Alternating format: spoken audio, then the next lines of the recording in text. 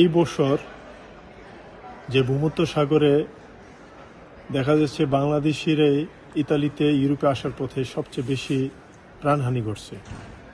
তো আমি একজন প্রবাসী হিসাবে আমি আপনাদের কাছে অনুরোধ করব যে আপনারা এই পথটা বেছে না নিয়ে অন্য কোনো উপায়ে আসার জন্য চেষ্টা করবেন।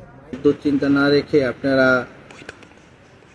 বৈধ পথে আসেন। বৈধ পথে আসলে দেখা গেছে আমাদের বাংলাদেশেরও সুনাম বয়ে আসে, প্লাস আপনাদের বাবা মাও সুখে থাকে। আমরা অবশ্যই আশা করব আপনারা অবৈধ পথে আসবেন না, বৈধ পথে আসার চেষ্টা করেন। আপনাদের জন্য ভালো হবে এবং আমাদের বাঙালিদের জন্য ভালো। গত বছরের তুলনায় এবছর ভূমধ্য মহাসাগর দিয়ে আমাদের বাংলাদেশি প্রবাসীরা প্রচুর পরিমাণে আসছে অন্য দেশিদের তুলনায়।